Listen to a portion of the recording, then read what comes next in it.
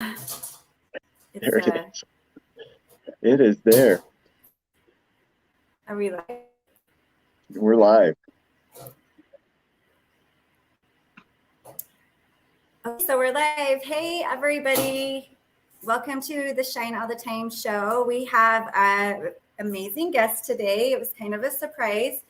His name is Nicholas T. Smith. He's the author of the Giants and Smiles book. So thank you for joining us, Nick. And You're welcome. we're just going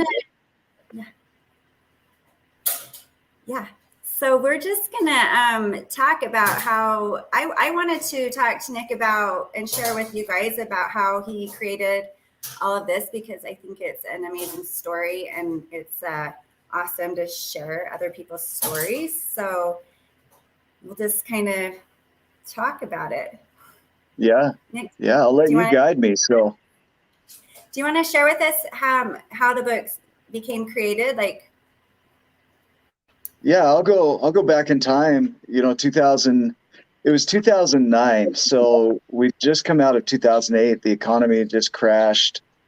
And is my audio okay before I dive too deep? Yeah. Yeah. So I was, I had just lost my business, was just starting over, and was bankrupt, was filing for foreclosure on my home, or was being foreclosed on, not filing for it. Just a really hard time in life. And so I was going back to work for my brother who lived up in Park City. And so every day I'd drive about an hour in each direction from West Jordan, Utah.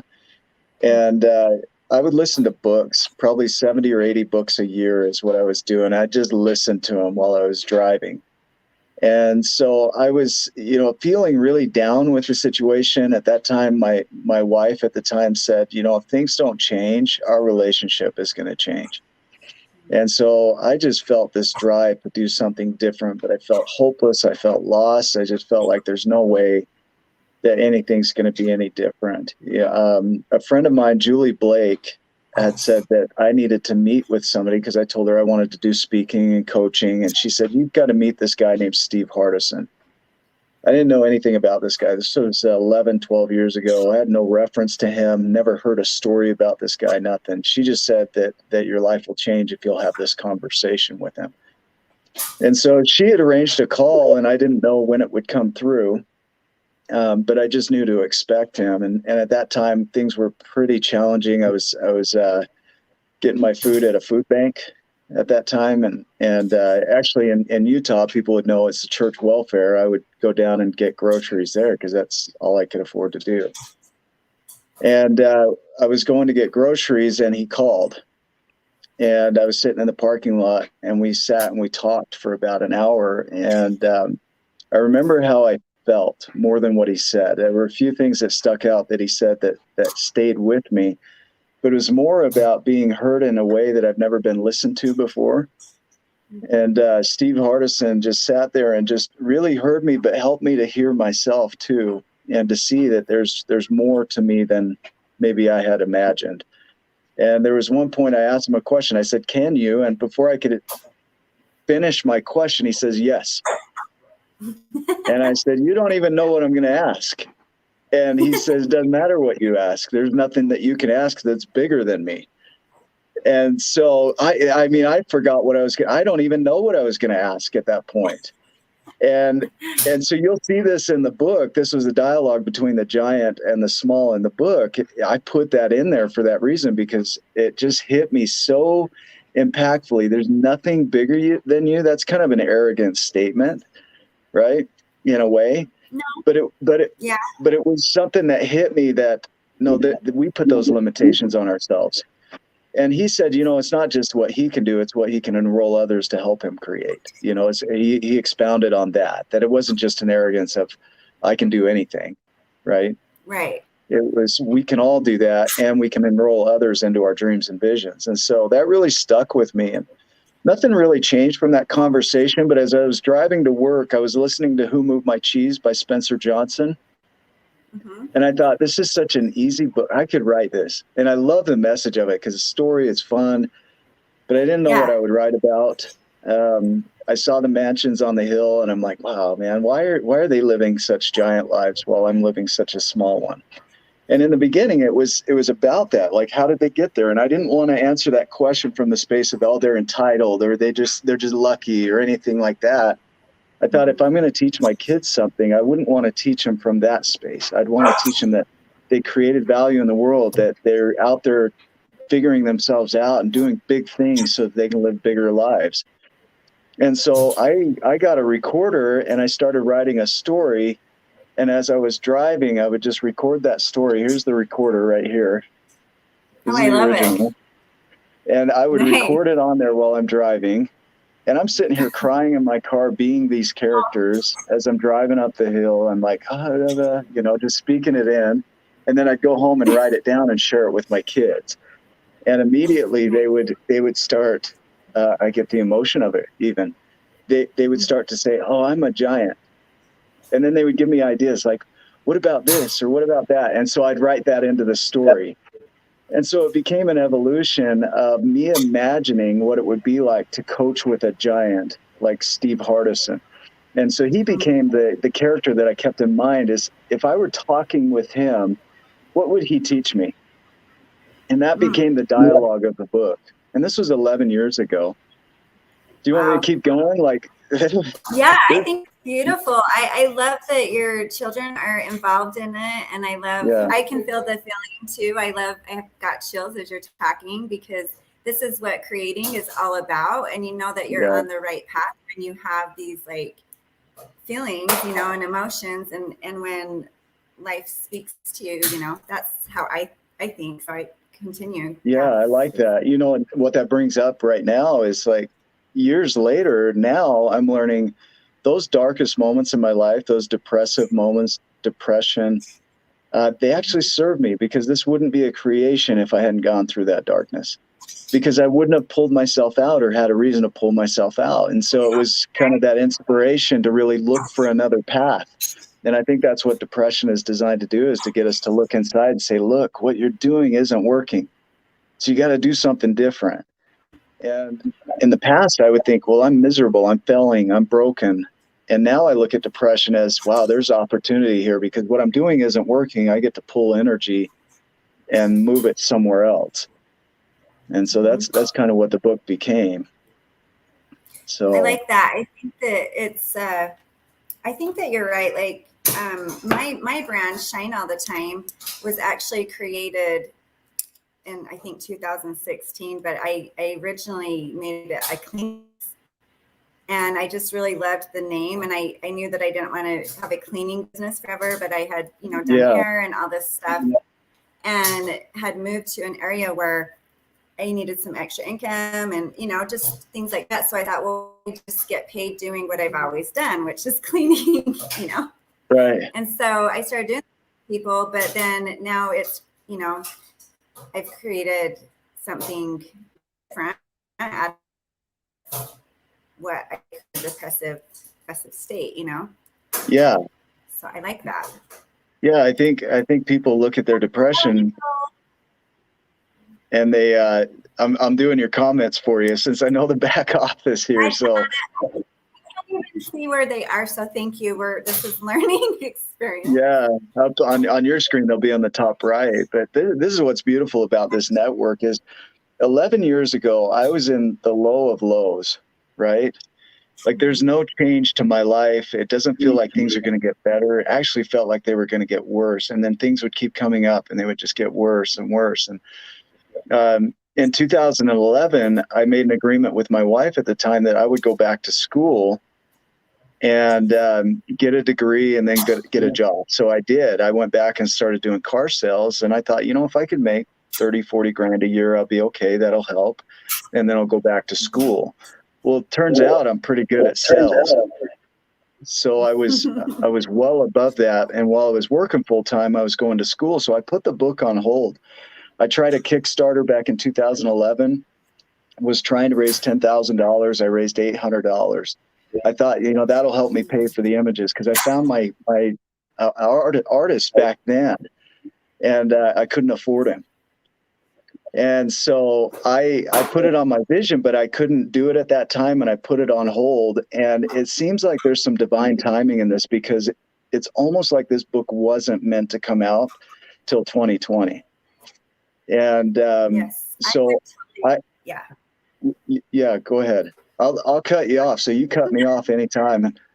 I'm sorry, I just interrupted you because it No, is you're so good. exciting, and I've heard this story several times, and I love it every time I hear it because it is how things are working. And if you talk to a lot of people, a lot of people, especially like us in our where we're all at right now in our community, I guess, they started having problems showing up in their lives, like big life changes around 2011, 2012. And then we all just kind of have evolved to here and grow. Just don't think, I always talk about astrology and, where the energy is, and the world wasn't ready for it, back then because of where the energies were. I have to see it. So now it's like perfect timing. So it is divine timing, and if Yeah, anybody out there frustrated or has been in the past, if you've tried to do something and it hasn't worked, like don't give up, because you just really have to trust the timing of things. And that's why I love astrology, because it's like a guidance. We have our inner yeah, guidance, and then we have all these guidances. So I try yeah. to create things around astrology and where the energies sit. So yeah, I love that for you. I think that's cool. Like, so my first book was The Art of Accomplishment. He was talking about that here. And so I wrote that back in 2011 and got it published and printed. And I thought, oh, this is going to kill it. I'm going to be a best-selling author and my life is going to change. And maybe sold like 2 copies, right? And I got it on Audible. It's on Audible, and it's like that book went nowhere, and trusting the divine timing and placement of things. It's sometimes we think we're failures because one of our ideas didn't quite make it, and then we quit. And I just have this commitment, this drive to never quit. I'm relentless when it comes to pushing forward. I'll stay with this for the rest of my life if that's what it took. But it Right. turns out that I don't have to do that. That, I was able to connect with people like this whole tribe of giants now that we have. We have over 4,000 members. We have a TV show. Now we have a TV network with your show on there and many others. It's like these weren't I'm even so on my happy. radar. What's that? Yeah. What Say was it on your again. radar? Oh, just having this network. I didn't even think we would have this.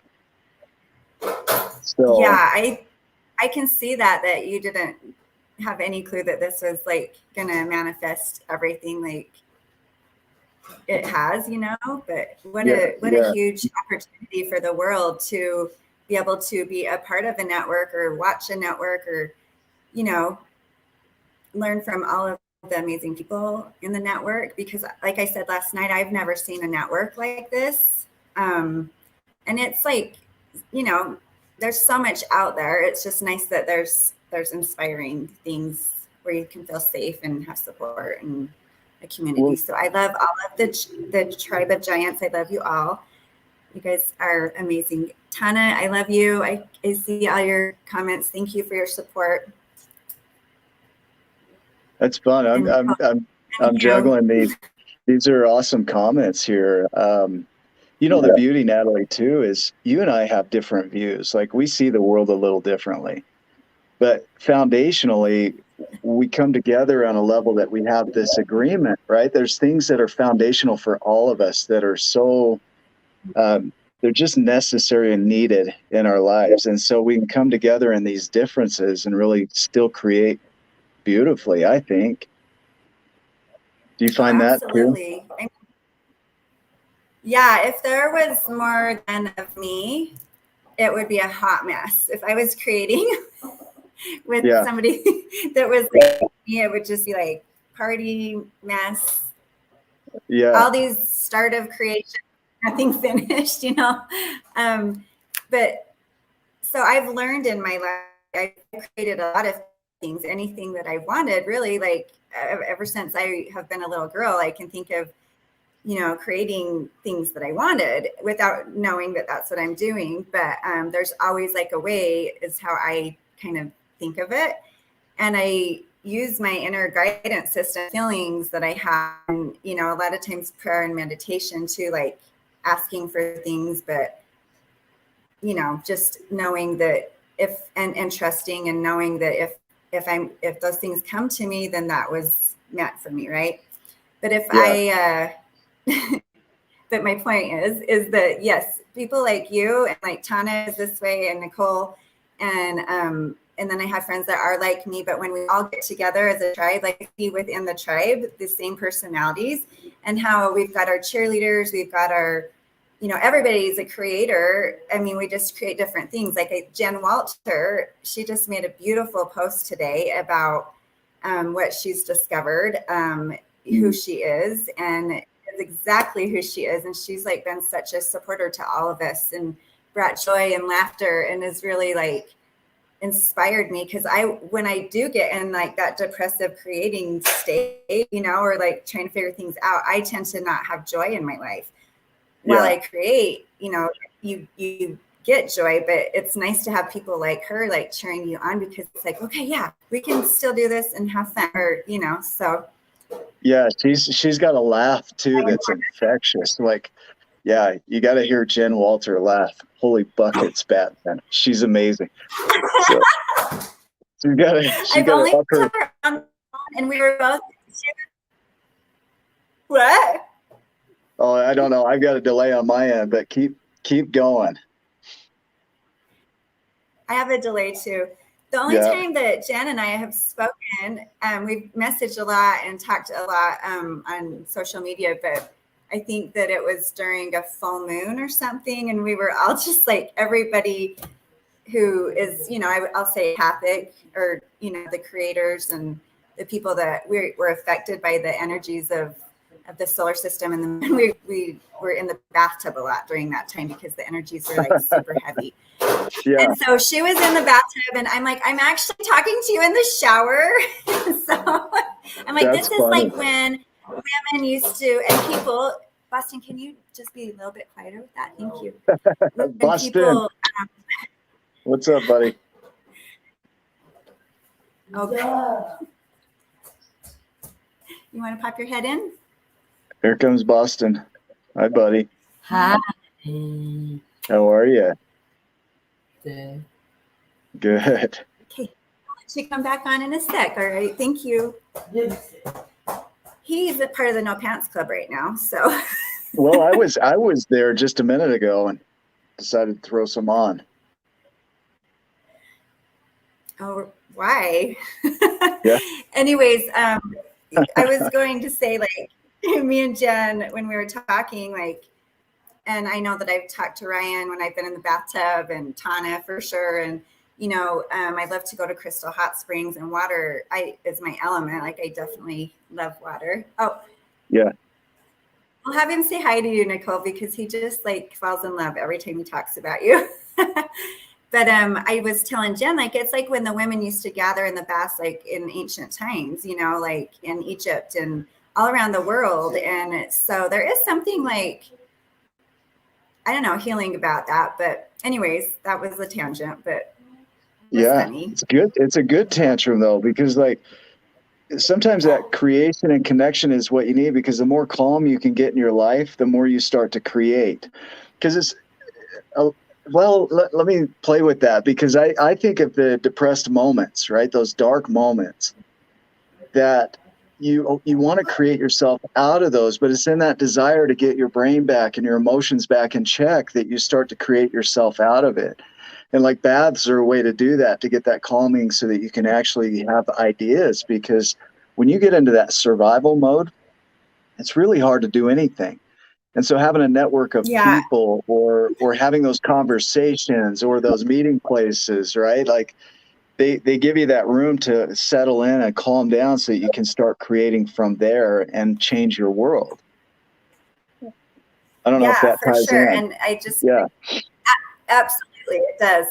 And that's where you and I like are, it's so awesome to be able to talk to you, especially like when we're in groups, like with Ryan and those guys, because we kind of are all on the same page, but we all explain things different. And I love Nicole's comment about the elements and the healing of the womb and everything. And so I do a lot. I've always like worked with elements, not even knowing that, you know, step into who I be. Like I realize that there's like so much that we already have here on earth. Like Mother Earth has provided us with everything that we need to balance our emotions, to balance lives, to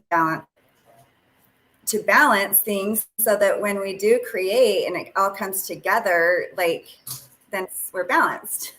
So like water is like really good for our emotions and flushing. You know, our body's made of 70% water, and so is the earth. And so that's why with a full moon, like, you know, it's just like they say that the emergency room is like busier during a full moon because all the crazies come out, which I don't like saying that, because people are emotional, and just because we're emotional doesn't mean we're crazy, right? But you can balance that by that's what I keep telling myself. Yeah. I think there's so much of a delay. I'm losing my jokes because there's a little bit of a delay, but we'll figure it out here. Tears have healing and cleansing powers. Yeah. Yes. So keep going. Allowing yourself, like if you remember, we're not crazy. No, but that's actually a really good place to pick up. The reason that like that has become such a thing is because the witches, I'll say, and people that just really believed in different uses of the elements on the earth, and worshipped and just, you know, a lot of green witch magic stuff. It's not coming out how I want to say it, but we began to be told, men and women, you know, and this was like so long ago, but we, you know, people began to say that we were crazy, because that's the power of us and about, you know, what the elements can bring into our life. Because, you know, like during a full moon, for example, there's a lot of, yes, Nicole, the moon affects the ocean and makes sense and impacts our bodies. That was in my thoughts. So thank you for saying that, because my brain's going so fast when I talk about this, because it's so exciting. Because when I discovered that I could track like the moon cycle, for example, and track my life and plan things, and around that, then I was able to show up in a different way, you know, powerfully. And then with like water, and like, for example, Crystal Hot Springs has the highest mineral content in the world of minerals. So when I say Mother Earth already gives us what we need to be, you know, master creators, to have the life that whatever, you know, that is, that have the things that we need, a balance. It's so powerful. Like if we don't cry, if we don't express our emotions, because we've been told that we're crazy if we don't do all those things, then that's when the crazy comes out. You know, that's when humans when our voices aren't heard out, those emotions, when we can't express them, that's the term crazy came out. But it's what happened for a lot of years, when I've talked about this, when the Romans came and, you know, started wanting everybody to believe what they wanted them to believe, and government and religion. And I'm not like getting like, there's not a debate about that. That's just how I see it. When that came about, and all of these practices that people would gather and do, they would be killed for them. You know, their heads would be chopped off, their villages would be burned. And so we've been so conditioned, and we hold that within our DNA, that we just kind of forgot about all of these things that are on the earth, you know, for us. And water is just one of them. Air has very powerful, is a very powerful element. Air, you know, all of them. Yeah. Makes me crazy, makes me. That's right, Tana. Yeah. Hugh just mentioned a lot of, in tribes, the craziest person was the most highly regarded. And crazy is such a relative term, because who are we comparing against when we make that declaration or that identity that we're crazy? And I get that there are some things that are socially harmful and individually harmful, and that's a different level that should be considered and looked at. But when it comes to differences, though, like labeling yourself as crazy, it's just, well, maybe your ideas don't align with the whole. As I look at the giants and the smalls, it doesn't necessarily align with any political view, any religious view, any gender views, like any of that. It's so neutral that it kind of transcends them all. And so, like, looking at that word crazy is, the character in my book would have been considered crazy for thinking that he could even become a giant, right? Right.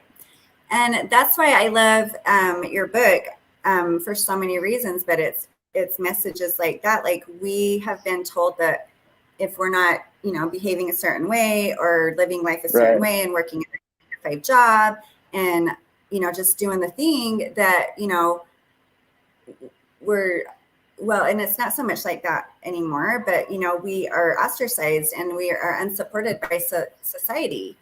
And I believe that the reason that is because of the power, and I say power because when we were not allowed to practice that way anymore, or worship or gather together, or whatever, you want to call it, then they took our power away. We were disempowered. And that's how powerful we are as human beings, as creators, as people on this earth. That's why we were sent here, is to create. I mean, Yeah. Yeah. And it's when people come from that space of feeling less than or needing to protect an identity, even a culture, like a group identity, and they've got to defend that, but they don't look at it and see that maybe that's not the best for them, for their potential. I've had some negative reviews on the book, and if I were in their shoes and I were seeing the world the way they were seeing it, then their tribute, their remarks make a lot of sense, right? But when you step back, like, the beauty of the message is you're going to hear this message wherever you're at right here, because it's an individual journey. So when you read that book, you're going to read it from wherever you are, and then that's what's going to show up in the way you read it and what you hear in it. And so, like, with some of these negative reviews, it was just like I could see where they're operating from, who they're being in the world, because that shows up in the way that they review that book. And it's beautiful because everybody can have a different message. I talked to a gentleman today out of where's he from? Nigeria, that's reading the book right now, and he's in our tribe, and he wants to create a group of giants over in Nigeria. And so we talked about it today, but first he's got to read the book, and I asked him to read it from the space of kind of like Steve Hardison. You got to read this from who you're being, right? When you do that, the book takes on a whole new meaning, right? Go ahead. For sure. Yeah. I love it when we talk like this. It's so exciting to me. And it's cool. So hard to fix your hat like this. So both of those books, do it to the left. It's so hard. But both of those books are, if you read them, we got this. We got it. If you read them and imagine yourself as the characters.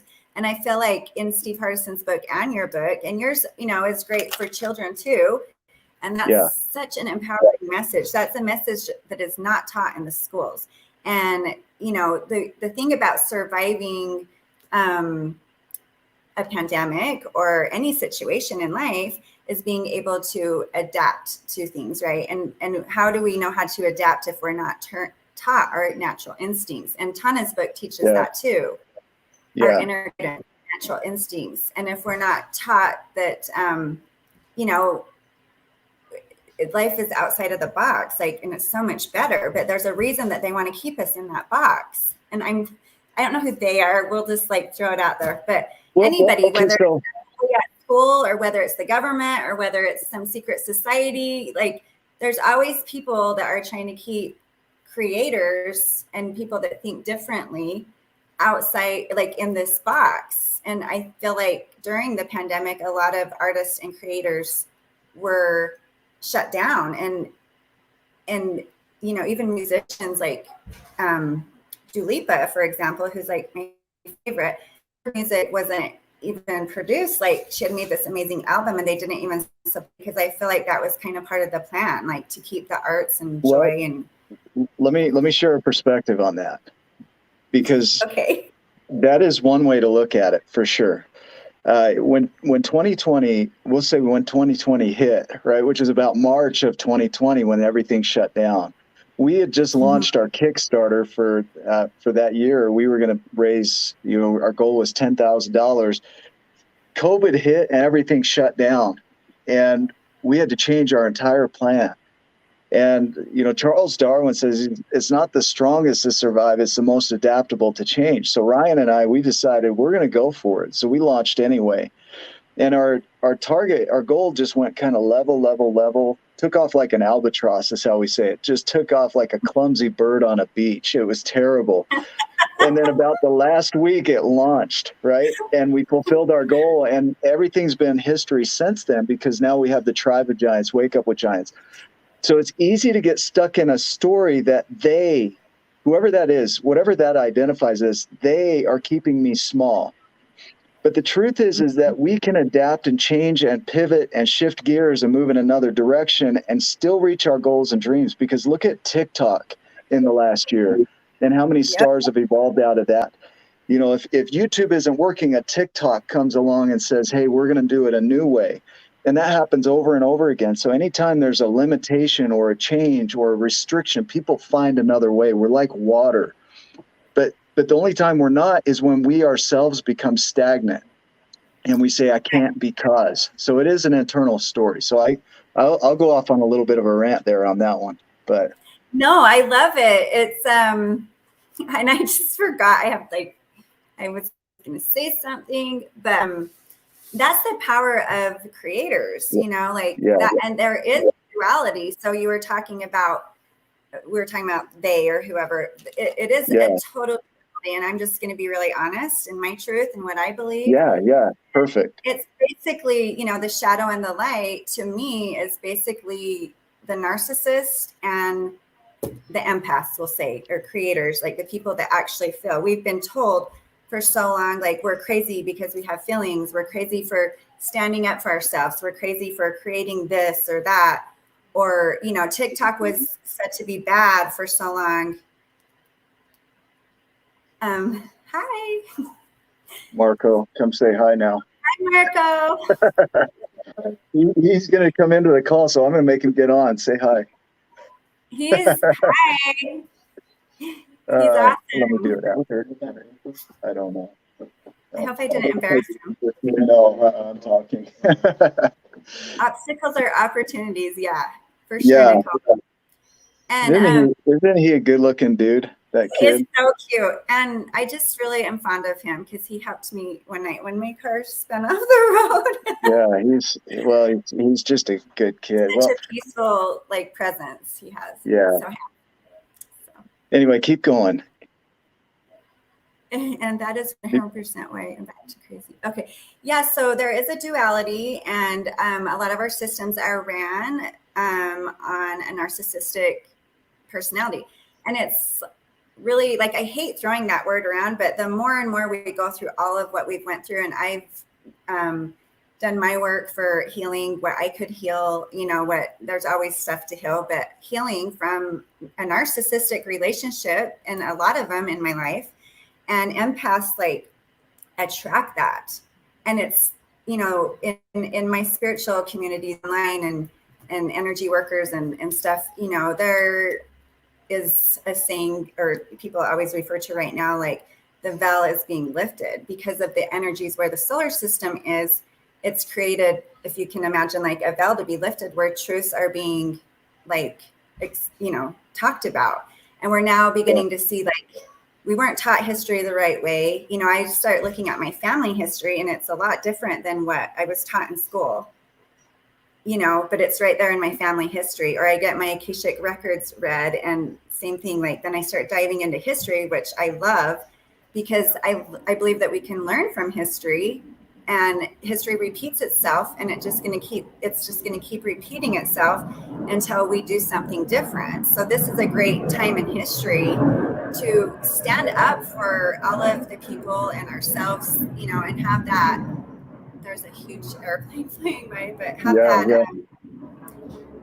Like really shine our light, shine all the time. That's why I love that name, because the more we shine, the more. In the past we were shut down from that because we were in a different energy system. We were in the masculine, which is led by ego, for over 2,245 years.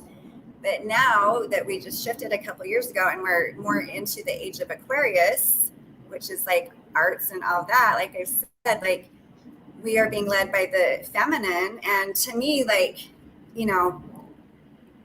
it's not just about women, right? Because we all have a feminine and a masculine. So I just want to put, if we're in touch with society on both sides of our femininity, masculinity, then we're able to kind of see eye to eye. But in a narcissistic world, that doesn't exist. Yeah. A lot of them have issues with their moms. A lot of them have issues with their feminine side. And because if they're women, they've been used to living in a world where they had to kick ass and bust it, corporate and all of this stuff, leading where I'm on a tangent. Go ahead. I'm going to stop. Yeah, no. Yeah. So what I hear in this too is the power of the empath is that they have the ability to see the games of the person that's coming from that narcissistic space. And not only that, but to neutralize it, to make it powerless. Right. And we're in a space here where we've seen these systems that have been running for so long, and I don't want to get political on these shows. There's a space for that. For me, I don't want to, but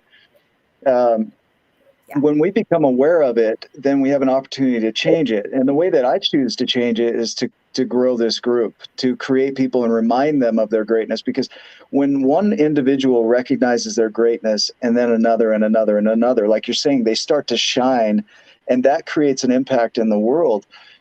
When people go in battlefield systems, what tends to happen is they become the system that they fight, and they become the very thing that they're fighting against. And I took that straight from Star Wars, so it's got to be true, right? Yeah. It's true. May the force be with you. Yeah, that's what happens, though. The things that you're fighting against, a lot of times you become that. And so to create it differently, to have space and love for what is, and then to create it differently, that's kind of the vision I have with the Giants and Wake Up with Giants, is that we ignite in individuals their power so they stand up for themselves. And when you stand up for yourself, I don't know, that's my rant. I can't hear you very good. You can't? Oh, you know what? I had a phone call come through. That's why. I can hear you. So I can hear you. It shut off my microphone for a second. What was that? You said it wasn't a feminine that created the disorder. I think he's talking about maybe. I don't know. I know that feminine is what created you and created. So if that's disorder, then it's a beautiful mess, right? We all are. Put up your dukes. And so that's what we've been conditioned to think. Because it is disorder if you're trying to function in a orderly system, you can only do this. But what is great about the Giants is that we're able to be ourselves. We're able to create that we never ever would have before. I mean, for me personally, this show, and just even talking about this stuff, I've always believed really passionately in everything that I believe in. So, and it's, it's awesome to be a part of a tribe or a network and people around me who I can see are very genuine, kind, empathetic, people. And that's what the world needs more of, is people that can feel and that can see. And the power in that alone will raise the vibration of the earth. And that's what needs to be happening. Because for so long, that's been taken off the earth. So as soon as a person, this is why I wanted to write this book, is as soon as a person recognizes that nobody else has a say in their life, nobody else has a say in their life, they have a say in their life. And they start to step into that, take ownership of every aspect, including the darkness. And they start to shift that in a manner that they become giants in their world. Then they can't help but go back and share that with others and inspire others into their own journey. But they don't force anybody. It's not like I grab the giant grabs the small and stretches him out and makes him a giant, because it would destroy him, right? He had to grow into it on his Right. own. And that's what I wanted to teach my kids. You're not entitled to anything. Everything you do is a creation. Who you create yourself to be is a creation. If you have a story that says, I can't because of this or that group or this secret society or that, then you're giving your power up to something outside of you. I mean, at any point in the story, Rick could have listened to the other smalls and said, yeah, I can't be a small because, and bought into that story and never gone on his adventure. And so Right. I think once we each take ownership of our lives, then we can move forward. But until you take ownership and it's everybody else's problem, then there's no movement.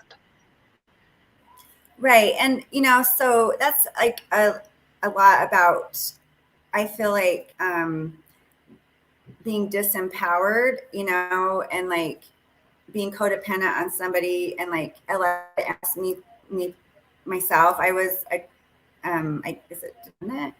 It was codependent. I don't know, but I didn't know how to function without having narcissistic people around me, because I grew up around it. I grew up just learning how to navigate around these narcissists in my life. Yeah. So it made me really good at sitting in and being a chameleon and being able to be in any situation and any room and like being able to navigate that. But I still wasn't being me. Like I wasn't creating anything. I was being shamed for any ideas that I had. I mean, I even had an ex-husband who wanted to start a salon and didn't want me to work there.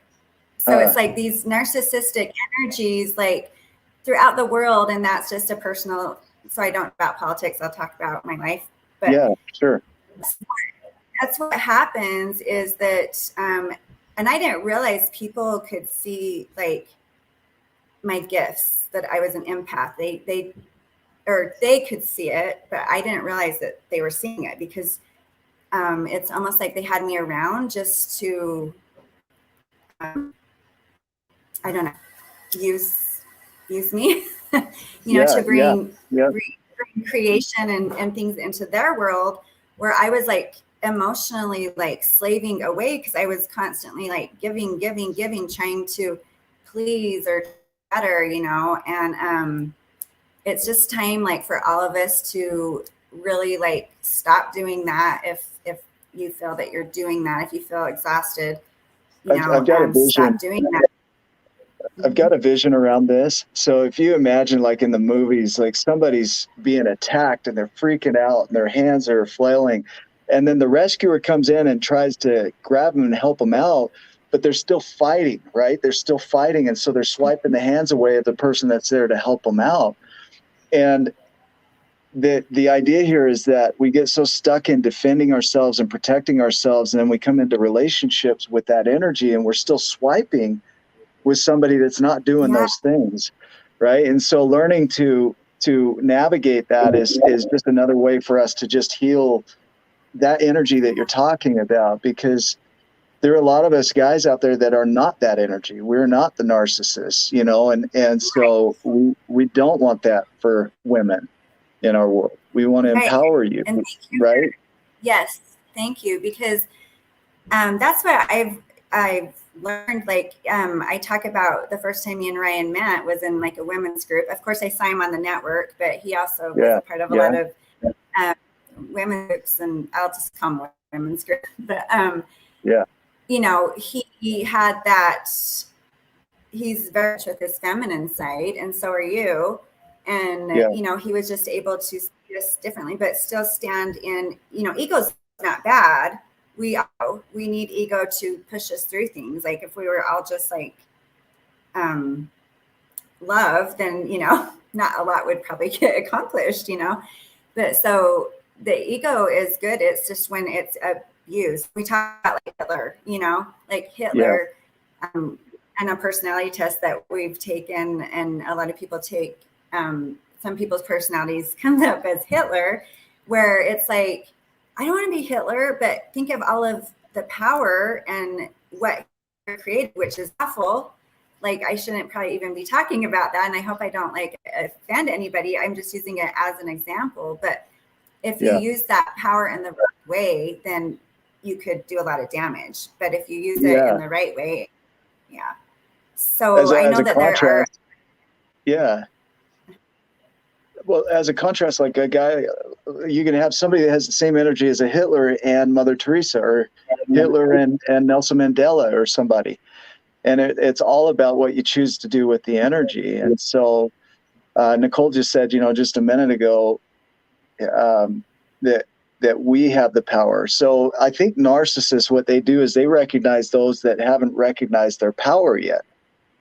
And so when an empath is attractive to a narcissist, a lot of times it's because they haven't stepped fully into their power. Because when an empath is empowered, they see those games coming from miles away and they shut them down in an instant, right?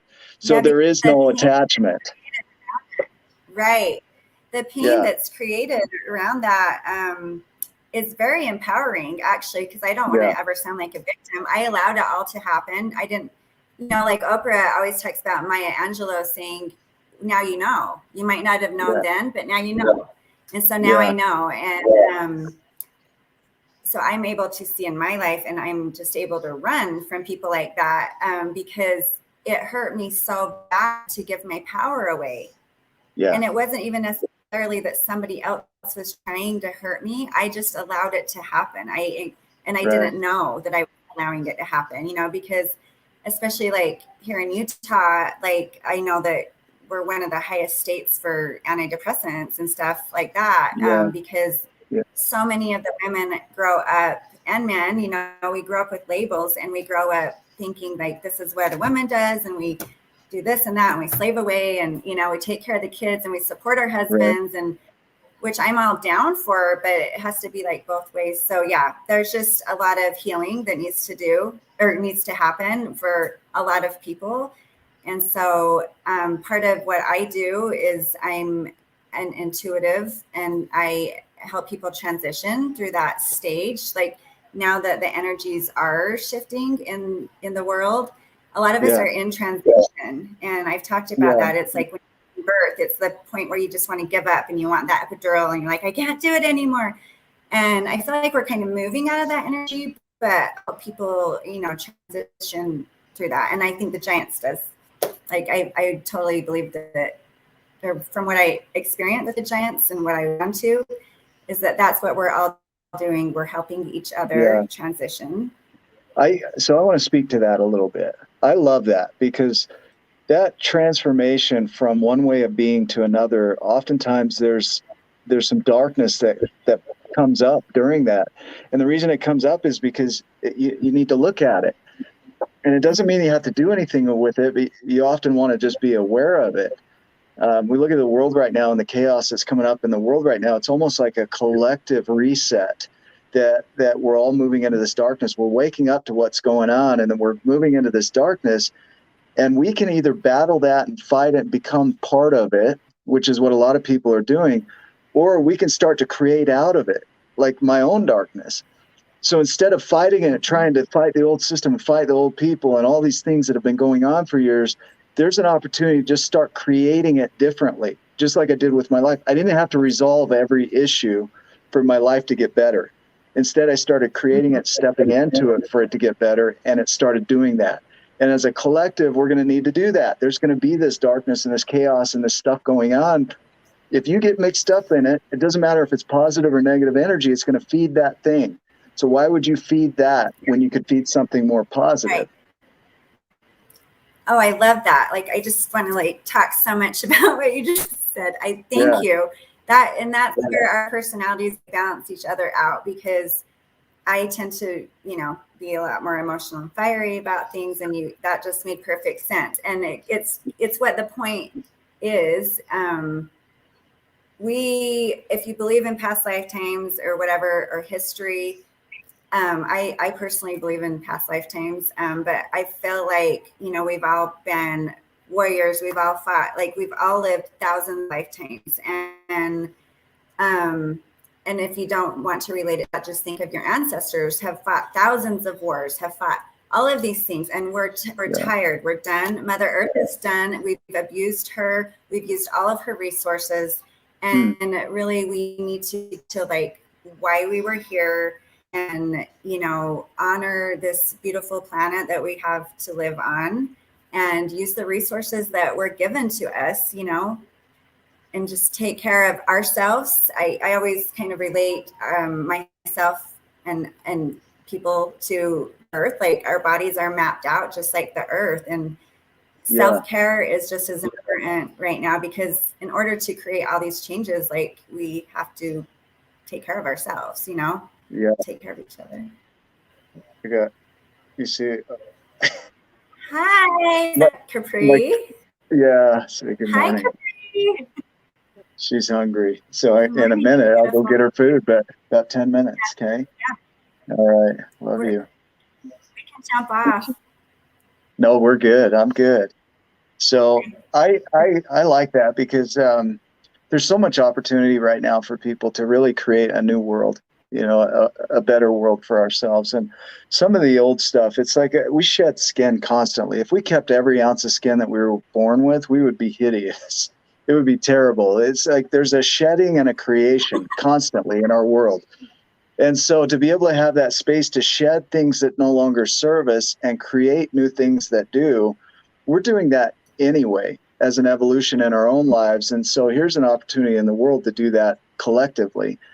And so when you stand up as a giant for yourself internally, then that's part of that new creation, because now there's this new skin developed, if the world were a skin, that is fresh and whole and clean and growing in a positive direction, right? Versus allowing a cancer to grow and feeding that, we feed the positive skin, allow that to nurture and grow. And I don't know if that's a good analogy, but the idea there is that we individually make a difference, because when we individually as a collective come together, then there's a global impact. And so the vision of the Giants is to do that, right? To have so many individuals tied into who they are and their greatness that they can't help but shine, and that changes the world versus trying to fight the world, right? Yeah, and Nicole made a great point. Darkness is necessary. I mean, the shadow, we learn from the shadow, and I agree. And like, I'm not trying to make anybody believe anything that I believe in, but I do believe that we all have a purpose on this earth.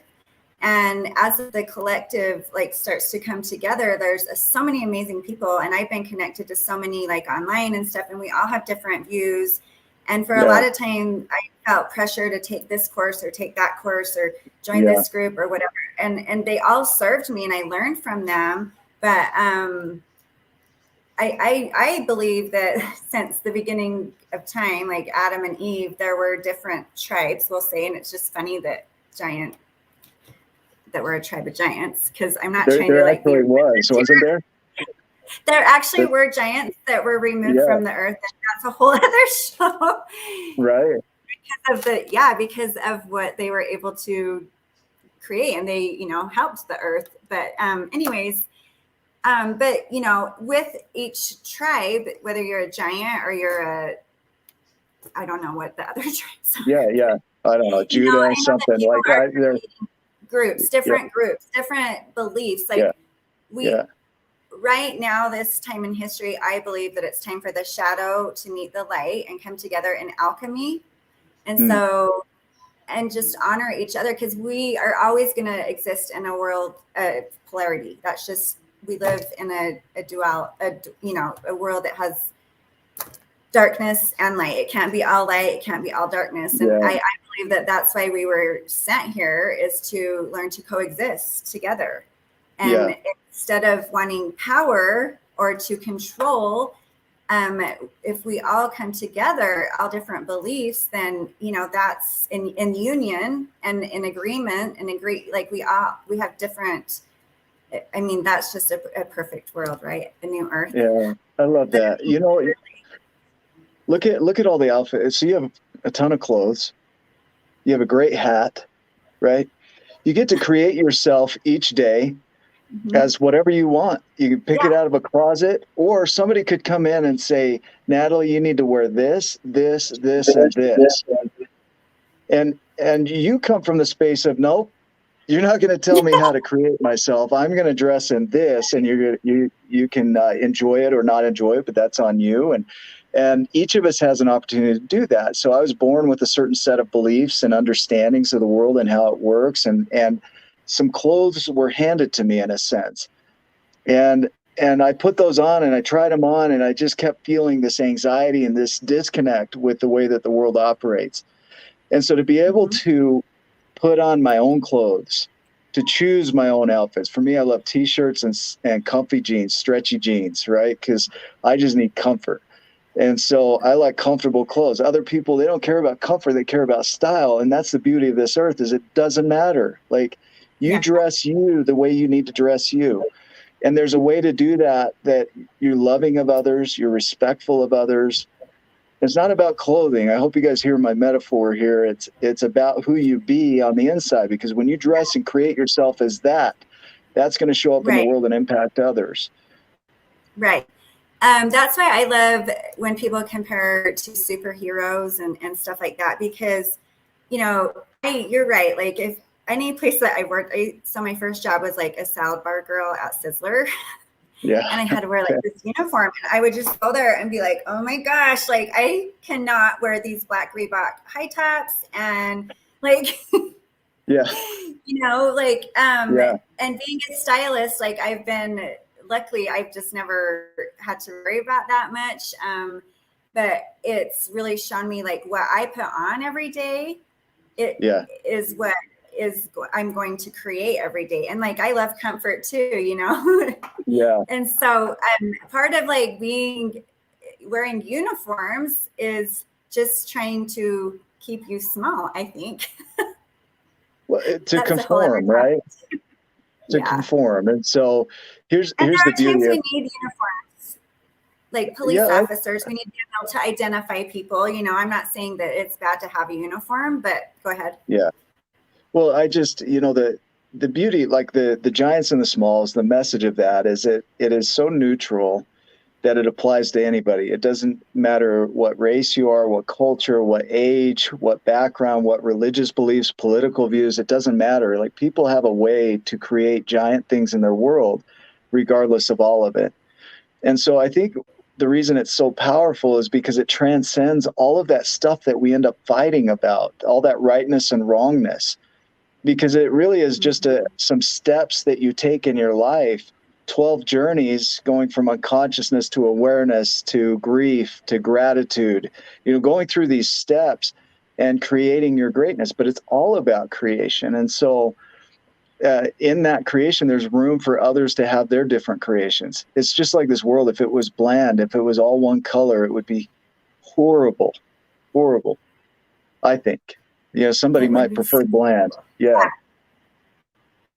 But I think that's the beauty of this message. Yeah, go ahead. Yeah, right. I love that comment, Nicole. I think that you're right. Like, I had something really good I was going to say around what we wear. Yeah. No, I should have wrote it down because I don't know, but yeah, I think that it's time that we all just start being us and being you, be who you be, all of you. And that's why the Tribe of Giants is such a great place to belong to, because I've never once seen anybody like shame anybody or bully anybody or make fun of anybody, where like sometimes, like, honestly, I know people that if I wear these lipstick, they would be like, why are you wearing that lipstick? And I always know it's like, oh, so you like it and you're sad that you can't because of your beliefs inside yourself, I mean, because it's always the same type of people. I've been made fun of for being who I am, like, my whole life. Like, and when I was younger, I used to like cut my dance leggings and all these like make these different outfits with my and dresses and stuff, and I would like show up to dance, and at dance nobody made fun of me, but like people would make fun of me for being that way. Yeah. And now I'm just glad. I'm glad that I still did it, and I look back and I see my own kids like doing stuff like that, and I'm like, be you, like create who you want to be that superhero you want to be, and be around people that will allow you to do that. It's so important for empaths or like all of these good people that have, you know, not had maybe support in the past, to surround yourself with people that will support you. And with social media, Yeah. oh my gosh, you're right, Hugh. You can be a butthole. You can be a butthole sometimes. He can. We do. And I love him for it. You know, it's there's some times, yeah, we have conflict, and I love it about him. Just different personalities, yeah. Or like me and Tana have done that. Me and Ryan never have. You know, me and Nicole never have. But like you and I have. Tana and you have the same personality. Yeah. So, but it's so good because I can't speak to everybody, like, or share my purpose with everybody if I don't know how to speak to them. So it's like a huge learning thing. But yeah, I just got off on a tangent. But well, no, I love that because surround yourself with good people, and so if you guys, give grace to people who are different, because it doesn't mean, so accommodation, allowance, acceptance, right, isn't necessarily that you have to have them in your space. It's just simply that they have the right to be there for a minute, like going to a movie, right? But giving grace and space for that to occur, it gives you room to find your peace, because you're giving up your peace and your judgments of another person. And so that's just an area for you to recognize, wow, that really triggered something in me where I feel small, and that's an opportunity for growth. And so if we're stuck in judgment, the reason Carl Jung said that the reason people judge is because it's harder than feeling. It's harder than sensing. And so judgment is easy. Yeah. Yeah, feeling sucks. And, you know, I'm not saying that antidepressants or anything are bad, because I, you know, experienced dealing with that. But I mean, at some point, like I used to always say, it doesn't take it away though. Like it still exists, and the feelings that I have still exist. So I still have to do the work. And so when we numb, and you know, we've all done that before in different ways, whether it's food or alcohol or whatever. But eventually, if you don't deal with your shit, it's always going to show back up, always. So there's something really empowering when you're able to feel it and talk about it, like how we can now like talk about our stuff. It's like not even a thing. And I think why for so long was I carrying like all of that around with me, and it wasn't even mine, you know, and if it was mine, like why, and it comes down to like self-love, like everybody, like if you guys are struggling or, you know, love yourself so much, like you're just as important as anybody else on this earth. And we can change the earth if we just start with ourselves. So again, like relating ourselves back to the earth, like once we are healed and we love ourselves, and we're able to then step into who we be and share our story. And I call it activating other people, because, you know, then other people will be inspired to do the same thing. Then we all feel heard, we all show up, and we work together, you know? I like it. Yeah. That's it. That's the message, right? Yeah. Thank you for being on today, Nick. I think that worked out great. So, and thank you everybody for watching and all of your comments and support. I can't see them all right now, but next time I'll be able to do that. But I do appreciate you, and I can feel like the energy. And so next week I'll be on Saturday at 11. So if you guys want to follow Wake Up with Giants TV on YouTube, and then follow Tribe of Giants on Facebook, then you will be able to see like more shows like this and more amazing people like Tana Grover and Nicole Castillo and Ryan the Lion and Nick and everybody. There's so many And I know I'm leaving names out, but so many amazing people. So thank you. Could you imagine if you listed every name?